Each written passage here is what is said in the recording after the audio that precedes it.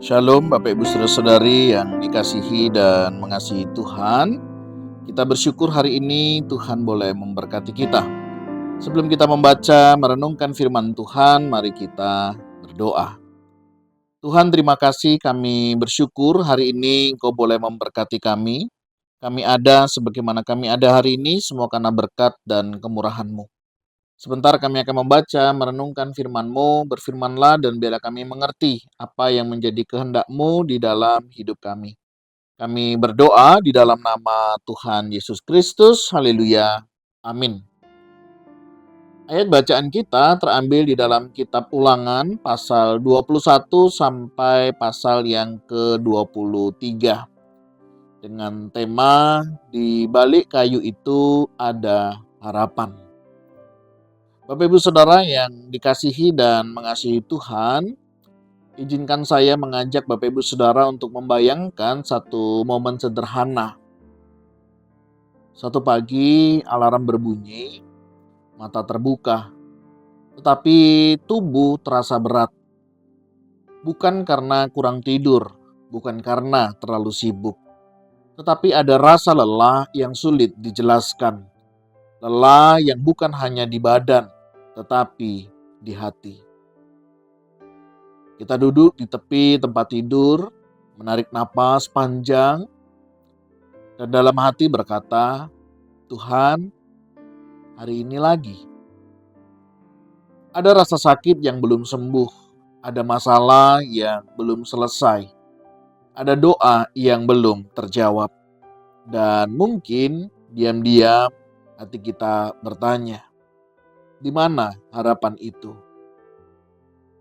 Bapak Ibu Saudara, hari ini saya rindu kita boleh belajar bersama-sama melihat sebuah gambaran sederhana, sebuah pohon. Dalam Ulangan 21, Tuhan memberikan sebuah hukum yang keras. Dikatakan bahwa seseorang yang melakukan dosa besar dan dihukum mati, tubuhnya bisa digantung pada kayu. Dan firman Tuhan berkata, terkutuklah orang yang digantung pada kayu. Itu bukan sekedar cara eksekusi, itu adalah simbol. Simbol bahwa dosa itu serius. Dosa bukan kesalahan kecil. Dosa bukan sekedar kelemahan. Dosa memisahkan manusia dari Allah. Dosa membawa kutuk. Sejak di Taman Eden, ketika manusia berdiri di depan pohon pertama dan memilih melawan Tuhan, dunia tidak pernah sama lagi. Di bawah pohon itu manusia jatuh. Rasa malu masuk, ketakutan masuk, hubungan dengan Allah rusak. Sejak saat itu manusia hidup membawa beban yang tidak terlihat. Beban rasa bersalah, beban kegagalan, beban keterpisahan dari Tuhan. Mungkin hari ini kita tidak merasa seperti orang berdosa besar. Kita datang beribadah, kita melayani, kita berusaha hidup baik. Tetapi jauh di dalam hati kita tahu ada bagian-bagian yang tidak beres. Ada pilihan yang kita sesali, ada luka yang kita sembunyikan.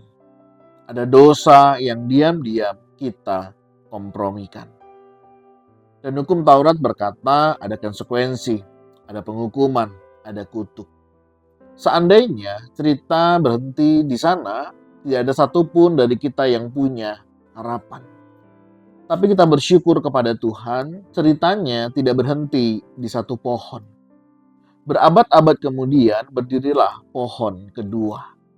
Bukan di taman yang indah, bukan di tempat yang nyaman, tetapi di atas sebuah bukit bernama Golgota, sebuah kayu salib. Dan di sanalah Yesus tergantung. Bukan karena ia bersalah, bukan karena ia berdosa, bukan karena ia layak dihukum, tetapi karena kita.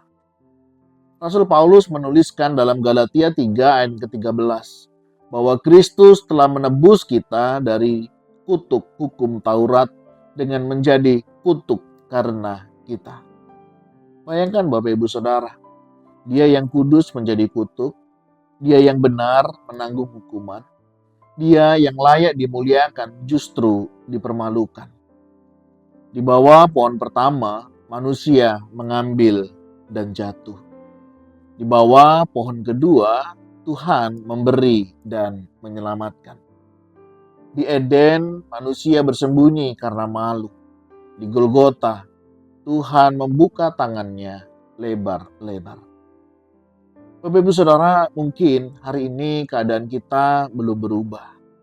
Penyakit belum sembuh, masalah belum selesai, keuangan belum pulih, hubungan belum dipulihkan.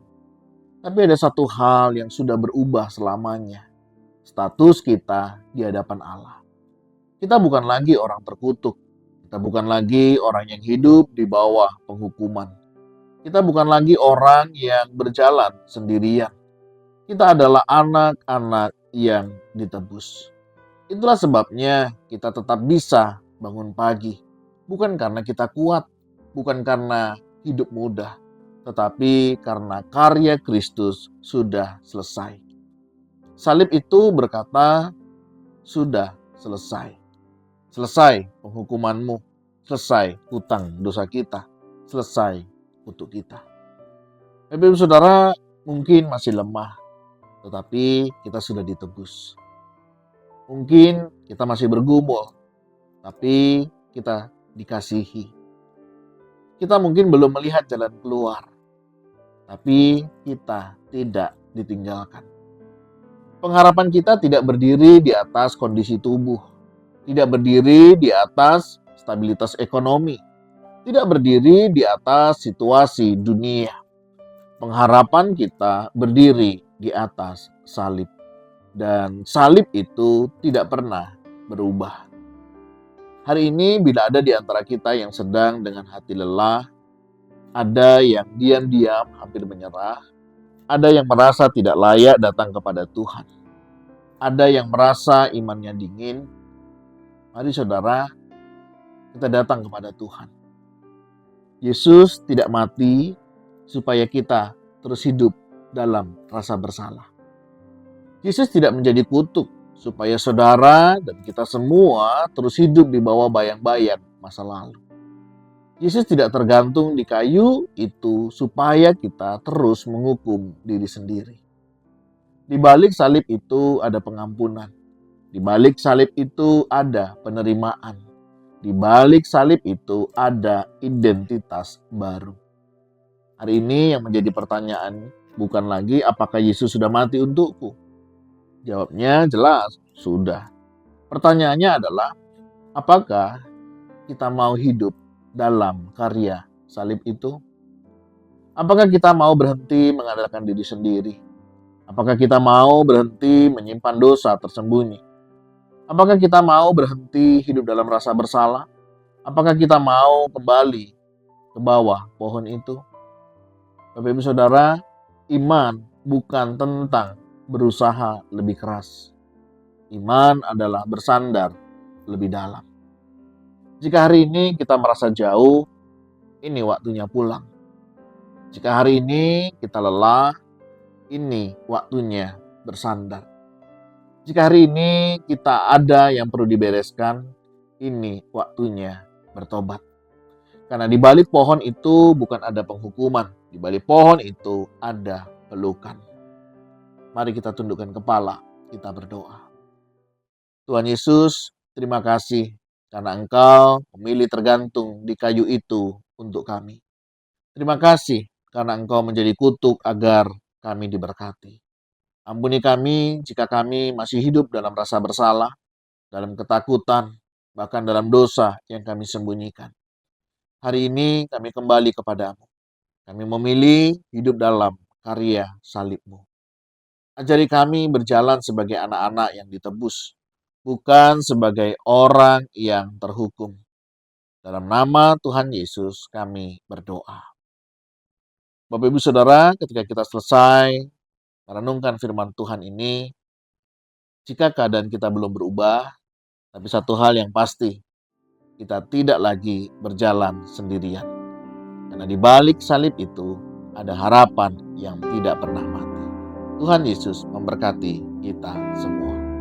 Shalom.